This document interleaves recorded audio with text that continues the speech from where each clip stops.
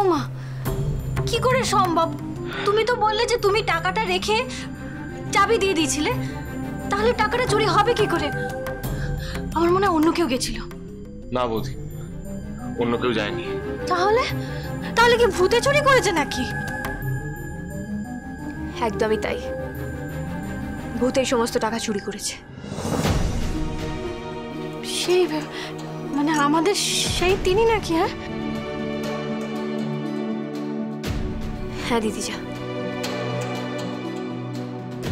ভগবান, কি সর্বনাশ! তুমি জোরে বলতে পারো দিদি যা, উনি ঘরে নেই। আচ্ছা চুনিজা, উনি এরকম কেন করছেন? আর শুধু এটা, একের পর এক কাণ্ড ঘটিয়ে যাচ্ছে, অশান্তির পর অশান্তি। উনি খুব অশান্তি করছেন না? করছেনই তো।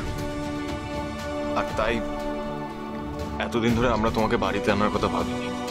আচ্ছা উনি হঠাৎ এমন খেপে গেলেন কেন?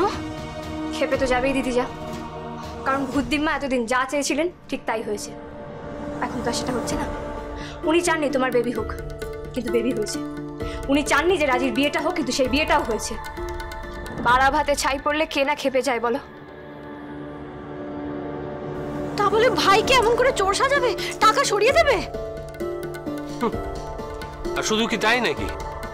তুমি জানো ওই নীরুর টাকাটা শোধ করার জন্য চুনি ওর সমস্ত গয়না নীরুকে দিয়েছিল। সে সমস্ত গয়না পর্যন্ত গায়েব করে দিয়েছে, সোনার গয়না মাটির করে দিল। কিন্তু এতে এতে ওনারও দোষ আছে। আমার? নির্ভীক বাবু, আমার এখানে কি দোষ আছে? করেছেন তো। আপনাকে আমি অনেকবার বলেছিলাম আপনার দেওয়া গয়নাগুলো আমি নেব না। আমার কথা আপনি একবারও শোনেননি। আমার কথাগুলো আজকে শুনলে অ্যাটলিস্ট আপনার গয়নাগুলো বেঁচে যেত। আশ্চর্য নির্ভীক বাবু, আপনি এখনো স্বার্থপরের মতো শুধু গয়নাগুলোর কথাই ভাবছেন। জেঠুমনির সমস্ত ব্যবসা লাটে উঠে গেল, তাই জন্যই তো বড় মা স্ট্রোক হলো। আর সেখান থেকে প্যারালিসিস হয়েছে। আচ্ছা আপনার কি মনে হয় আমার গয়না যাওয়ার থেকে ওটা কম ক্ষতি?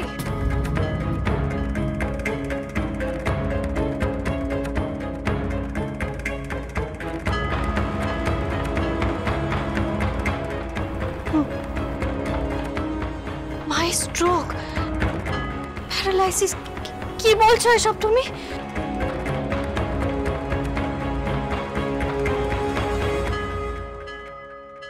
সরি দিদি যা,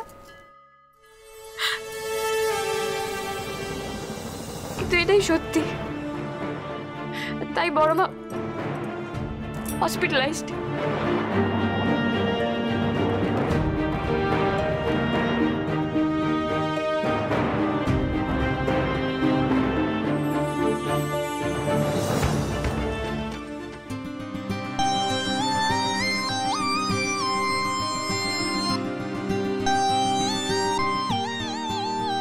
তুমি কি আজকে সারা রাত এভাবেই পাইচারি করবে নাকি?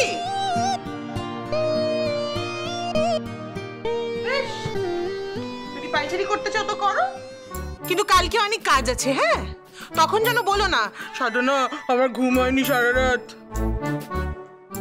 কাজ? কি কাজ? হাঁড়ি ভাগ করার আগে হাঁড়ি একটা কিনতে হয়, সেটা জানা আছে? আর শুধু হাঁড়ি নয়, আরো অনেক জিনিস কিনতে হবে।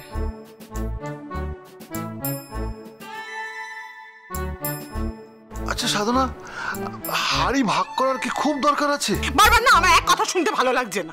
বলছিলাম কি সাধনা, কটা মাত্র তো দিন, বড় বৌমা নাতিটাকে নিয়ে বাড়িতে এলো, আমাদের বাড়ির নতুন মেম্বার। কি আনন্দ বলো তো। তুমিও তো আনন্দ পেয়েছো বলো, সত্যি করে বলো তো সাধনা, তুমি আনন্দ পাওনি? আমি তো প্রথম দেখেই ওকে খুব ভালোবেসে ফেলেছি। নাতিকে একবার দেখিয়ে এত ভালোবেসে ফেললে? বাহ, ভালোবাসবো না? শুধু ভালোবাসলে হবে, নাতিকে কিছু দিতে হবে তো। হ্যাঁ সাধনা, তুমি তো ঠিক বলেছো, নাতিকে তো কিছু একটা দিতে হবে। কি দিই বলো তো? এই ঘর। হ্যাঁ, মানে নাতি বড় হলে তো তার একটা ঘর লাগবে, তখন বরং তাকে এই ঘরটা দিও, কেমন? এখন কিছুদিন এই ঘরটা তালা বন্ধ পড়ে থাকবে। হ্যাঁ সাধনা, চুপ করে শুয়ে পড়বে। হ্যাঁ, আমার কানের গোড়ায় একদম ওই এক কথা কথা বারবার বলবে না বলে দিচ্ছি। আমি এই বাড়িতে আর থাকতে পারবো না। আমার যা আছে তা আমি আর খোয়াতে পারবো না, অনেক হয়েছে। আচ্ছা সাধনা, তোমার কাছে কে কি চেয়েছে যে তুমি খোয়াবে? আর চাইনি, চাইতে কতক্ষণ? নীরুর মাথার উপর থেকে খাড়া তো এখনো সরে যায়নি।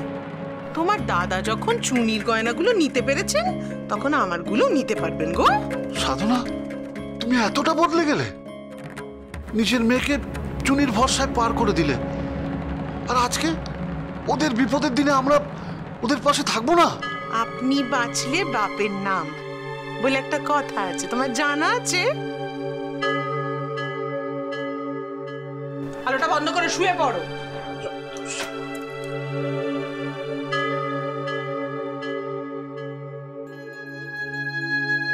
না না, আমাদের সংসারে এই হাল হতে দেওয়া যায় না, কিছুতেই না। ও চুনি যা, ও চুনি যা, দেখো তুমি পারো, একমাত্র তুমি পারো এই অসাধ্য সাধন করতে। আমি জানি, আমি তো নিজের চোখে দেখেছি। বলো, আমি বলছি তোমায়, আমরা পরিবারের সকলে তোমার পাশে আছি, থাকবো। আমরা একজোট হয়ে থাকলে না, দেখবে ওই ভূত বুড়ি কারো কোনো ক্ষতি করতে পারবে না। পরিবারের সবাই, পরিবারটাও যে আর এক নেই মধুজা।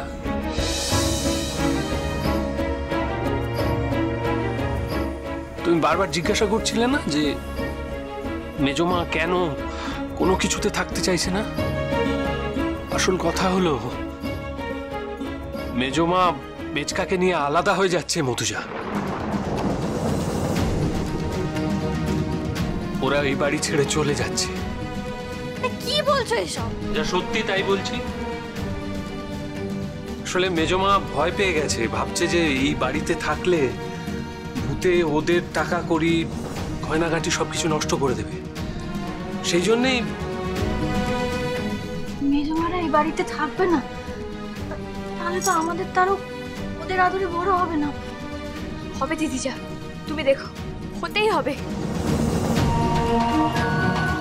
আমি এমন প্ল্যান করেছি না, মেজমাদের এই বাড়ি ছেড়ে কোথাও যেতে দেবো না, কোথাও না। তুমি প্ল্যান করেছো?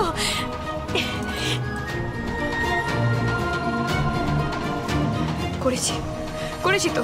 আমি জানি, আমি জানি তুমি এই বাড়ি ভাঙতে দেবে না, আমাদের পরিবারকে ভাঙতে দেবে না। আমি জানি কিছু একটা প্ল্যান করেছো। বলো না, তুমি কি প্ল্যান করেছো?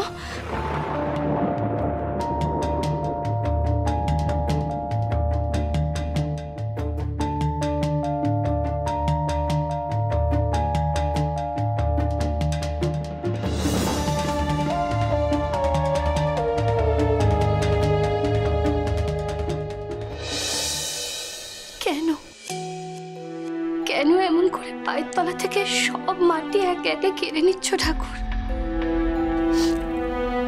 এই সংসারে কেউ তো কোনোদিন তোমার অনাদর করেনি, তাহলে একটা সামান্য ভূত তোমার থেকে জিতে যাবে? জিতছে তো।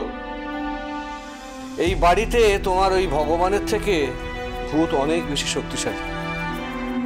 তোমার ভগবান ভূতের কাছে হেরে গেছে, তাই আর ডেকো না ওকে। আর কাকে ডাকবো তাহলে? কেন ডাকবে? তাকে যে একের পর এক সর্বনাশ করে চলেছে আমাদের।